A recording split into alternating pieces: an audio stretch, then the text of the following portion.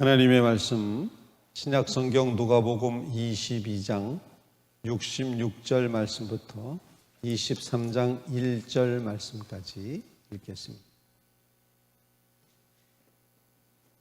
누가복음 22장 66절로 23장 1절 말씀까지입니다. 교독하겠습니다. 날이 새매 백성의 장로들 곧 대제사장들과 서기관들이 모여서 예수를 그 공회로 끌어들여 이르되 내가 그리스도인이거든 우리에게 말하라. 대답하시되 내가 말할지라도 너희가 믿지 아니할 것이요 내가 물어도 너희가 대답하지 아니할 것이니라. 그러나 이제부터는 인자가 하나님의 권능의 우편에 앉아 있으리라 하시니 다 이르되 그러면 내가 하나님의 아들이냐 대답하시되 너희가 내가 그라고 말하고 있느니라. 그들이 이르되 어찌 너 증거를 요구하리요 우리가 친히 그 입에서 들었노라 다 하더라. 같이 우리가 다 일어나 예수를 빌라도에게 끌고 가서 아멘. 살아계신 하나님의 말씀입니다. 새벽을 깨 하나님 앞에 심령의 무릎을 꿇는 사랑하는 성도 여러분들에게 주님의 놀라우신 임재하심, 동행하심, 위로부터 기름 부어주시는 성령의 기름 부으심이 함께 하시기를 바랍니다. 고난주간 화요일 새벽에 예수님의 행적을 곰곰이 생각해 보면 화요일은 흔히 논쟁의 날이라고 이름 붙이는 그런 날이 되겠습니다. 가이사에게 세금 바치는 것이 옳습니까? 옳지 않습니까? 이런 논쟁을 하게 됩니다.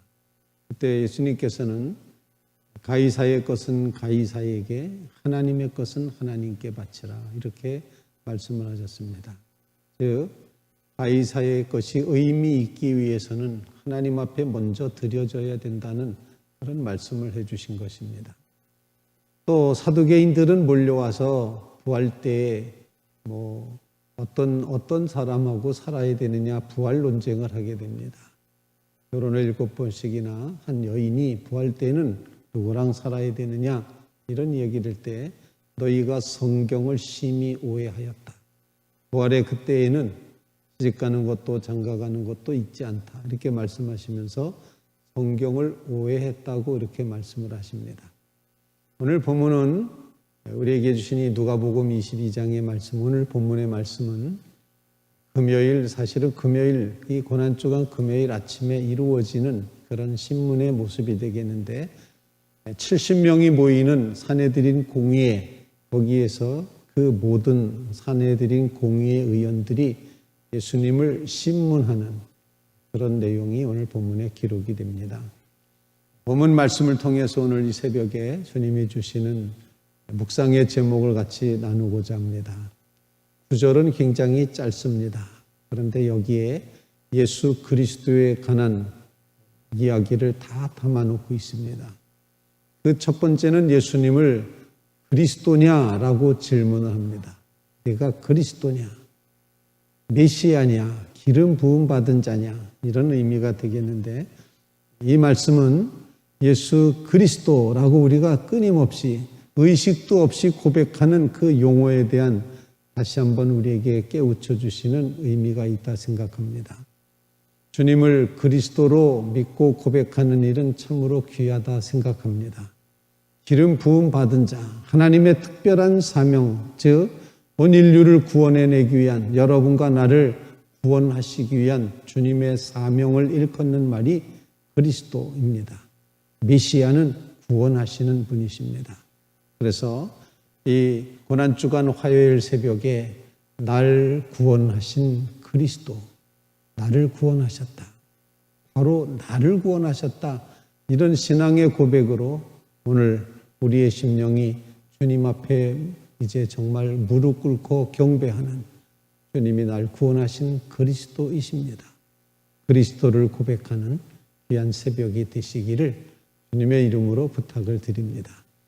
왜 흔히 메시아 컴플렉스 이런 단어를 쓰지 않습니까? 뭔가 자기가 다 구원해내야 될 것 같은 그런 부담감에 살아가는 것을 메시아 컴플렉스다 이렇게 표현을 하기도 합니다. 주님은 이 땅에 오셔서 우리를, 바로 여러분과 나를, 아니 온 세상을, 더 구체적으로 내 영혼을 구원하신 그런 주님이신 것을 이 고난주간 화요일 새벽에 다시 한번 묵상하며 날 구원하신 주님이십니다. 이 신앙 고백을 꼭 분명히 하시기를 주님의 이름으로 부탁을 드립니다. 두 번째로 오늘 본문 말씀 가운데는 예수님을 가르쳐서 인자라, 이것은 예수님 스스로 하신 말씀입니다. 인자, 그러나 이제부터는 인자가 하나님의 권능의 우편에 앉아 있으리라 하시니, 예수님 자신을 가르쳐서 스스로를 말씀하시기를 인자, 이렇게 표현합니다. 착한 사람이라는 뜻이 결코 아닙니다. 사람의 아들, 말 자체의 뜻은 벤 아담, 그래서 사람의 아들이지만, 그런데 이 말에는 유대 백성들이 가지고 있었던 구약적인 배경을 가지고 있습니다. 다니엘서 7장 말씀에 보면은 인자가 이제 하나님 앞에 갔을 때 하나님께서 그에게 권세를 주시고 온 세상 나라와 백성들이 그 권세 앞에 무릎 꿇게 하신다, 이런 예언의 말씀이 있고, 이 말씀을 묵시문학이라고 표현하는 미래를 기대하는 유다 백성들의 신앙 가운데는 인자가 오시면 권세를 가지시고 마지막 시대에 심판하시고 다스리신다, 이런 생각을 가지고 있었습니다. 그래서 인자라고 하는 이 단어는 마지막 때, 종말 때 우리를 구원하시고 심판하실 주님이라는 것을 가르치시는 말씀입니다. 인자 하면은 심판을 생각하셔야 됩니다. 그 심판이라는 것은 곧 죄를 죄로 두고 보실 수 없는 하나님께서 예수님을 죄로 삼으셔서 십자가에 내어주신 이 심판의 모습을 표현하는 겁니다. 인자가 온 것은 섬김받으려 함이라 섬기려 하고, 그리고 모든 사람의 목숨을 구원하기 위해서 내 목숨을 대속의 제물로 내어준다, 이렇게 말씀하시고 있습니다. 그래서 인자, 예수님이 인자라고 고백하는 이 고백 속에는 죄에 대한 주님의 심판이 담겨 있다는 이 엄중한 신앙 고백을 우리가 다시 한번 생각해야지 된다 생각을 합니다. 인자 되시는 예수님, 그래서 심판의 주로 우리를 모든 죄에서부터 그 심판을 주님이 몸소 심판을 받으셨다. 우리의 죄를 다 짊어지시고 주님 자신이 죄가 되셔서 십자가에 달려 죽으심으로 우리는 그 죄짐에서부터 벗게 되었다. 여러분, 심판의 주님을 꼭 묵상하시면서 이 시대에도 여전히 주님은 우리에게 우리의 죄를 스스로 심판당하시고 심판받으셨다.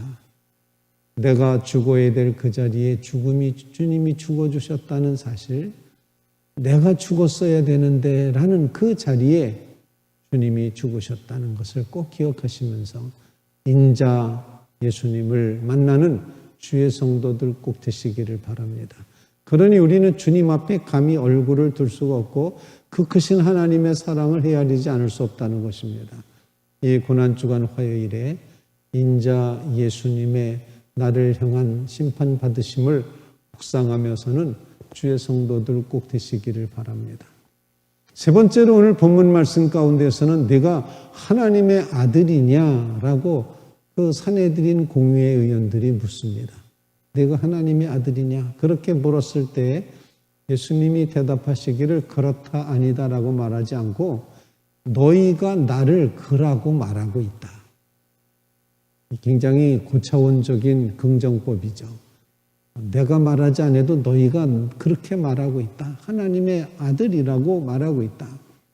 성자 예수 그리스도를 표현하고 있습니다.